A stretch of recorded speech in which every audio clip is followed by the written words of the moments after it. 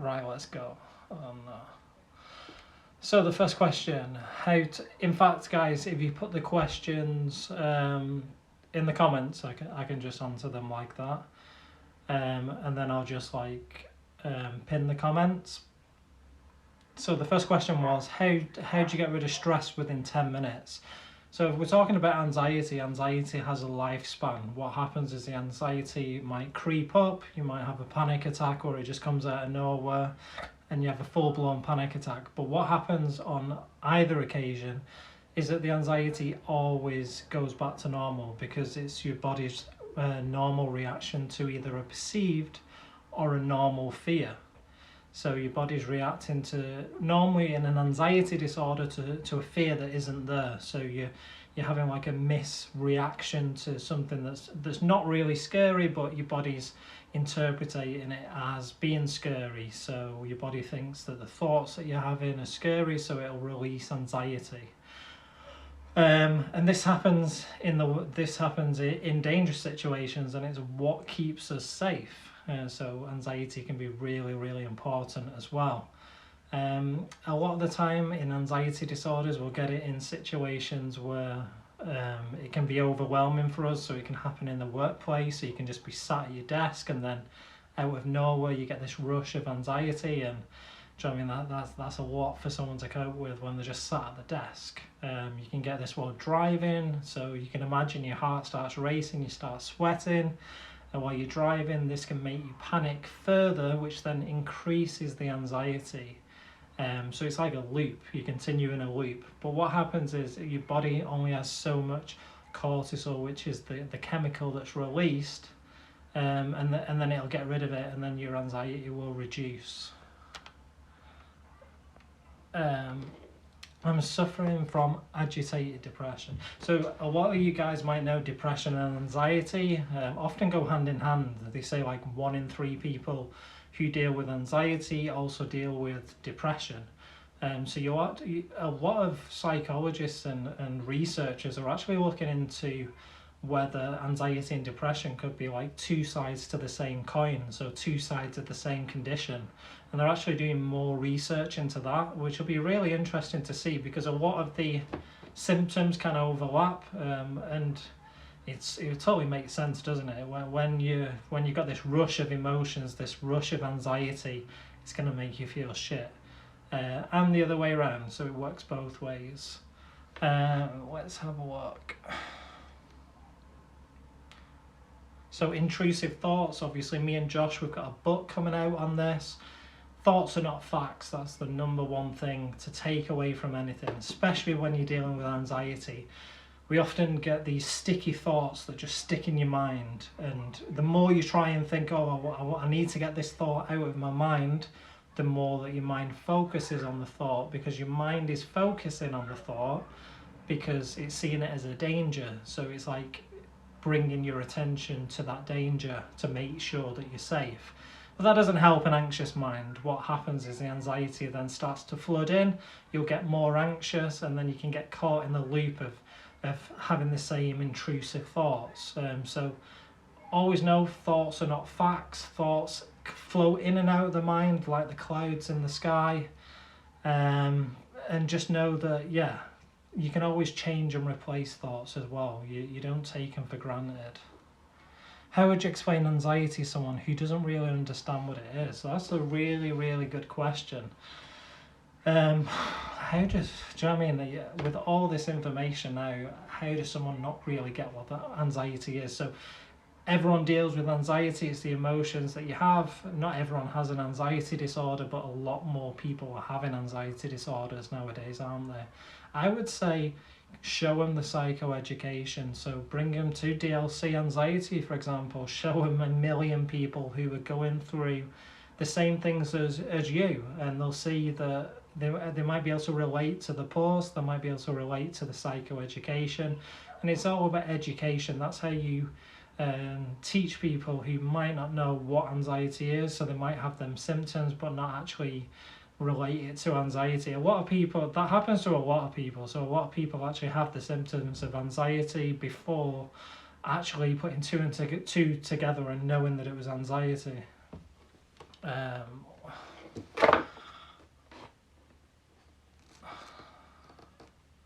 What about if hormones related? Can you stop panic and anxiety? So there is certain medical conditions that can actually increase anxiety. The good news is there's medication and things that can help that. So it often mimics like the anxious response. So it's always good if you haven't been diagnosed with an anxiety disorder. Your first port of call should be the doctor, because only a doctor can obviously do the full diagnosis, make sure it's not another medical condition, and then put it down to anxiety. And then you can look at the different options of treatment, which is CBT therapy, exercise, holistic, self-help, medication, so many different options. So anxiety is a disorder. It's very, very treatable, and you can come out of an anxiety disorder just like I did. I'm no different than you guys. That's why I created the page, to show other people that just a normal person can have an anxiety disorder but come out on the other side and tell his story, and hopefully other people can relate to that so they feel less isolated. I remember when I was going through a anxiety disorder, I felt very isolated, very alone. I felt like I was trapped in this situation that I was never going to get out of. But it was a friend of mine at the time who'd actually been through an anxiety disorder and told me all the symptoms that I was dealing with, and I could really relate to his story. So that's where we came up with the idea of Dlcanxiety. I wanted to get that message across a massive platform. And we're doing good. 1 million people. Let's continue doing it. Do you know what I mean? Continue sharing with your friends, family. Let's continue sharing and spreading the message. We've got the fantastic psychoeducation book out, Untangle Your Anxiety. A lot of you guys are loving it, which is fantastic. We're going to get more books into the library as well. And right, let's go with some more questions. Sorry, there's so many questions coming out, guys, so I'm just trying to get as many as I can while I'm online. So I haven't slept properly in days. Can you help me? As we know, let's just show this person as well. Put in the comments below if anxiety affects your sleep. So just put, yeah, that's me, or just say I get 4 or 5 hours, or I get unbroken sleep, just so this person can know they're not alone. And the reason being is that anxiety and lack of sleep often go hand in hand. So you can get anxious around the bedtime routine because you have a lot less distractions. You don't have the distractions of the day, so you can be it's a lot more silent, and you can be with your own thoughts. And a lot of people with an anxiety disorder will start to look inwards, and that can start to trigger anxiety. And then a lot of people won't get up and like go away from the bed, because you're not going to be able to go to sleep when you're anxious. So my first tip is, if you're feeling anxious, get up. I tend to do reading, a good mindful task that'll relax the eyes and get me back into a good state for when I'm naturally ready to go to sleep. So yeah, anxiety and sleep often goes hand in hand, but I would say don't fight it. If you're feeling anxious, get up, do something else, let the anxiety pass, and then go back into the routine. I hope that helps. I wake up multiple times in the night. Like other people as well in the comments, put down what works for you guys. So when you're anxious at night time, what works for you? Do you get up? Do you do some reading? I don't know, do you do deep breathing? Do you try not focus on it? I don't think that works, trying to not focus on it, because then you're telling your mind that that's a danger, so your mind will start to look at that as the danger, and it'll actually increase the anxiety. But yeah, I'm interested to know what you guys are saying. Hey man, how you doing? Lovely. Yes, I'm doing well, man. It's good to come on here as well and just do the Q&As like we used to before the recovery room, just myself and obviously the followers, and just answer as many questions that related to me. Is it so people are saying that I drink a glass of water hydration, really good. A lot of people saying calming music, drawing as well, which is a form of mindfulness, which is really good. I think of very random words until I fall asleep. That's interesting. I've never done that. That sounds cool though. I think you should exercise when you can. Yeah, so definitely maybe not at night time when you're trying to get to sleep, because you'll have this rush of endorphins, and that's like the opposite to sleeping. But sometimes you can do a good like exercise session that can get you in a natural like habit of ready to go to sleep. When I'm anxious, I'm sensitive to noise. When you're anxious, you're sensitive to everything. You're sensitive to noise, light, touch, thoughts, everything around you. Why is that? Because when you're anxious, you start to think and feel inwards. So with an anxiety disorder, you're looking inwards. To get over the disorder, we try and look outwards. So try and look at the surroundings. That's where mindfulness is really good to think of the current situation, and you have these calming techniques and things. How about a walk at night time, or a walk in general? Like a walk in general, yeah, definitely. A walk when you're about to go to sleep, all depends. Maybe any more questions, guys, while I'm on? Sometimes trauma will arise, but if the relationship is truly healthy, I hope you're able to be honest and open with your partner about it. So yeah, if you're dealing with anxiety and trauma, it's always best to see a therapist, because they can really dive into the trauma and help you regarding that. So what people say to separate it, see a anxiety therapist and a trauma therapist. Any tips on waking up already experiencing a panic attack, please? So does anybody know the reason why that happens? Does anybody know, let's see if someone can get it in the comments, why when we first wake up we may feel anxious? I know some of you guys can get it.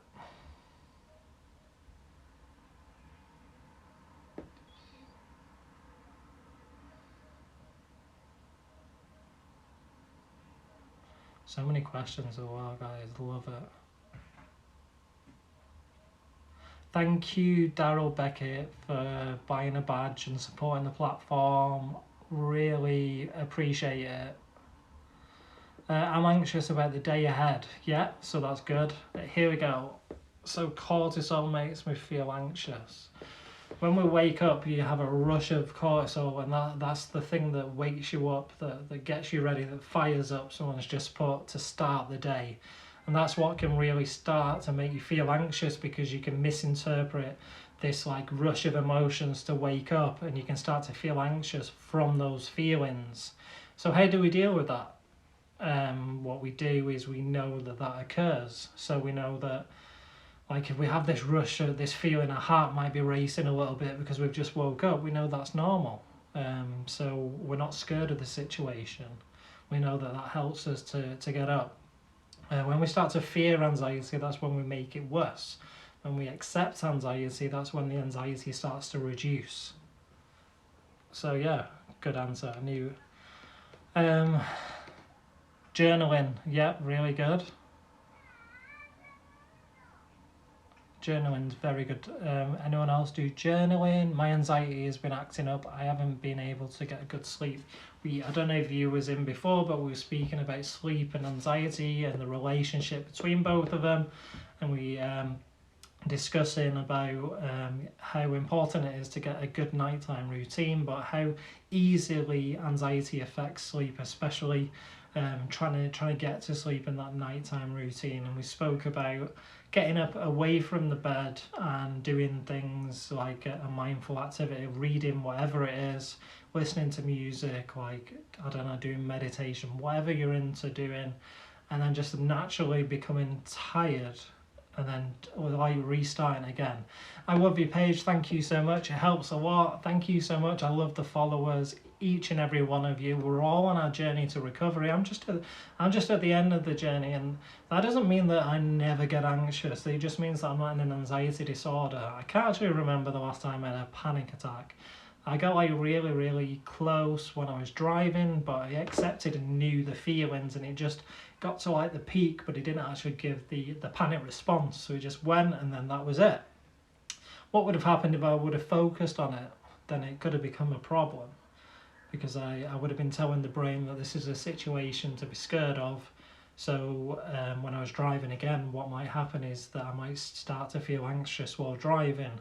And then what can happen is that you can then start to avoid driving. So you can really get into, it's like a downward spiral where you start to avoid the situations that make you feel anxious. So if you can't do it yourself, it's always good to do with a therapist. There's CBT techniques, exposure techniques that help you. You can gradually or do flooding, which is like putting yourself in the situations that make you feel anxious. Yes, definitely agree with it. Fight Through Mental Health. Love your page. Love everything that you're doing. Love how raw you are with your message and everything. And guys in here, if you haven't seen her page, go over and show her some love. She's always great to this platform. What about medical? Did you follow medical way? Yeah, so what happened with me, I'll just tell you quickly. I started feeling anxious, so I went to the doctor. I knew it was anxiety. They actually prescribed me with a book, which at the time I thought was ridiculous. I was like, why is the doctor prescribing me with a book, which was how to get over a panic attack? I was like, why are they doing this? Like, there's something wrong with me. I need medication, or I need to see a therapist. I don't. They literally prescribe me with a book to go and read, and it was the best book I've ever read, and it just showed me how important psychoeducation is for anxiety recovery. Maybe never. It's good. It just shows me how important. So it was How to Get Over a Panic Attack, the name of the book. Like, if you want to like go and read it. It was really, really good, and the psychoeducation was really important to my recovery. So yeah, learning about the symptoms, learning that even though your heart's racing, that doesn't mean that there's anything wrong with your heart. If it's due to anxiety, obviously, if you're sweating, knowing what the anxious response is. The education and the knowledge took away the fear of the anxiety. So I hope that makes sense. I'll try and answer a few more questions, guys, while we're on.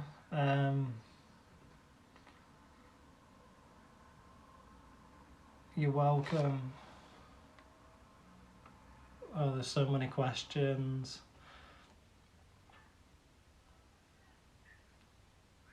So someone put, I need constant reassurance. So reassurance is good sometimes, but we try not to get it too much, yeah? Because if we get too much reassurance, what happens is then we then start to rely on that reassurance. So we're not actually exposing ourselves to the anxiety and showing the mind that the anxiety isn't bad. We're seeking out reassurance, which is fueling that the anxiety is bad for us. So the odd bit of reassurance isn't too bad, but if you feel like you constantly need reassurance, which a lot of people do when they're anxious, that can keep you in an anxiety loop and an anxiety circle. Have a nice weekend. Thank you for coming on. Appreciate it. Chintan, yeah, sorry, I appreciate it. Does anxiety block out the positive? It doesn't block it out, but anxiety, like anxious thoughts, you start to focus on the negative. So we all have this inner critic that's always bringing us down, telling us how bad we are at certain things, and we start to focus on the negative. So focusing on the negative thoughts, etc. And anxiety pushes you towards that sort of thinking. Dean is the thank you so much. Yeah, we used to do these live streams, like these little Q&As quite often before the recovery room, before like in between the guests. I just used to come on like if I had a few minutes. So I appreciate that. I try and come on always busy, trying to bring the best stuff for the platform. Did you have anxiety from training in the gym? So I actually shared a post by Drew, who's in the recovery room, who said it's not exercise that causes anxiety, it's the response to my body. So a lot of people do feel anxious when they go to the gym, and the reason is because exercise mimics anxiety. So you start sweating, you can feel lightheaded if you don't have enough water, you can your heart starts racing. So these are all symptoms of anxiety as well. So you can trick the mind in thinking that this is due to anxiety, and then what will happen is that you start to get anxious. and then you falsely start to think that exercise is bringing on anxiety when it isn't. Exercise has been proven to be as good as mild anxiety medication in reducing anxiety. So don't be scared of doing exercise. And just exercise was really good for me because it just showed me how much you can push your heart past like any anxious feeling. So when you're doing exercise and sweating so much, your heart's racing a lot more than when you're anxious. But when you're anxious and you're not exercising, you can then misinterpret that the heart's beating too fast and there's something wrong with your heart, etc. So yeah, it put things into perspective for me, so it was really helpful. What's the best food to eat? A balanced diet. Balanced diet. Loads of people. There's loads of research in food. I'm not the best to give advice on the food, but just a healthy, balanced diet. What can one do if he has death anxiety? So that's a really common one. It's the fear of the unknown, isn't it? That's what anxiety is. Anxiety 101, the fear of the unknown. What's death? Do you know what I mean? It's the unknown to a lot of us. So we start to get fearful of this. So it's about putting things in place and living in the moment. We can't change the future, we can't predict the future, but we can put steps in place in the current time to help us as we progress through life. So it's about appreciating the moment that we're in. Easier said than done. But yeah. Is there not today? What the guys are on holiday? Josh is on holiday and Kim is on holiday somewhere, so they're all enjoying. I will be saving this one, but I'll come on and do some Q&As and we'll do some questions and that like throughout the week. I'll just hop on because it was fun doing. So yeah, I appreciate everyone. Appreciate all the questions. Sorry I couldn't get around to them all, but there's so many of them flicking on the screen if you could see. What do you recommend for boosting confidence? So having like good self-talk, positive affirmations are good. So writing down 3 positive affirmations and things. So I've got a really good collaboration coming up with HP. We know HP, massive electronic company. They've decided to do a collaboration with the DLC platform, and we're going to be doing journaling. So it's going to be a product to help us with affirmations, to help us with our thoughts, changing thoughts. So that's something to come up. That's something for you guys. I have said it in the stories before, but yeah. What do you think of an Apple Watch? I'm scared of using it because my heart rate goes up. If you're going through an anxiety disorder, my advice regarding an Apple Watch would be take it off. Especially if you're focusing on your heart rate. It is no good, your Apple Watch being on 100%. And I know a lot of psychologists, psychotherapists agree with this statement, and I've lived through that as well. I used to have a Fitbit on all the time, and you get obsessed with your heart rate's going up in certain situations. So yeah, take it off. That'd be my advice. My biggest anxiety is being alone. It's changed my life completely. So yeah, a lot of people get anxious about being alone because we don't have the distractions around us, do we?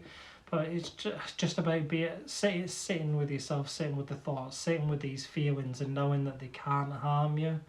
What that does, it retrains the brain, and it literally does, it rewires the brain paths to show you that even though you thought that being alone was scary and something bad was going to happen, that it doesn't, and it happens over time. It's a gradual thing, but that would be my advice regarding that. How to avoid anxiety attacks. So yeah, first part of the question, get rid of it. How to avoid anxiety attacks? Nope.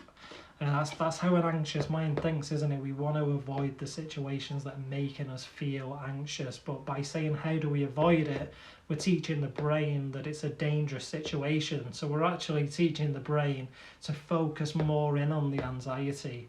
So it's about changing the direction of your thinking outwards instead of inwards. So instead of saying how do I avoid it, just say, when I get anxious, just know that this isn't a dangerous situation. This is my body's reaction to a fear that's not there. So it's just my false alarm, and it's here to protect me. Nothing dangerous is going to happen. It's very uncomfortable, yes, but is it going to hurt me? No. Is it going to go away? Yes, just like it did previously. I wanted to ask one question. Go ahead. If I can see it, I'll answer it. There's what do you do when anxiety is triggered by your period ovulation for women? So a lot of women or do like journaling and diary, like putting down in a diary of the times when they're getting anxious. And being able to plot when anxiety is going to increase throughout the month can really help you know that this isn't coming out of the blue, know that this is just a normal bodily reaction. But if you are having like that reoccurring every month, go to the doctors, get everything checked out, make sure that it's not a hormonal issue or anything like that. But if it's just to do with the changes in the hormones because of the time of the month, just know that that's perfectly fine. And as soon as you start to accept that and know that it's going to come on, what you'll find is that it actually starts to decrease each month. So I hope that helps. Guys, I shouldn't put a jumper on. It's like so hot. I think it's probably the lights that are on. Hey, are intrusive thoughts real? No. An intrusive thought is a thought that we get anxious about, so it's a thought that's like completely against everything that we believe and stand in. It's just against everything. So yeah, they're not real. Finished the book yesterday. How did you find it? Let us know in the comments. Love your content. Thank you so much, guys, as well. Whoever's still in the podcast. So we changed all the IGTV lives, all the interviews into a podcast. The link's in the bio. It's free. A lot of people like listening to it when they're driving. It's real. Do you know what I mean? When you can't sleep, pop the podcast on. It's really good. So yeah, it's in the link in the bio if you guys didn't know. What's the book called that I did? Untangle Your... See, when you guys ask, I think you guys are saying this just for a joke, because you guys know the name of this book. Untangle Your Anxiety. It's the little yellow book that everyone's talking about. But yeah, guys, thank you so much. Thank you for hanging out for 10, 15, 20 minutes, however long it's been. We'll do it again soon, and have a good day, have a good weekend. Keep putting yourself in the situations that make you feel anxious, to teach that brain anxiety is uncomfortable, but it's never going to harm you. Thank you so much, guys.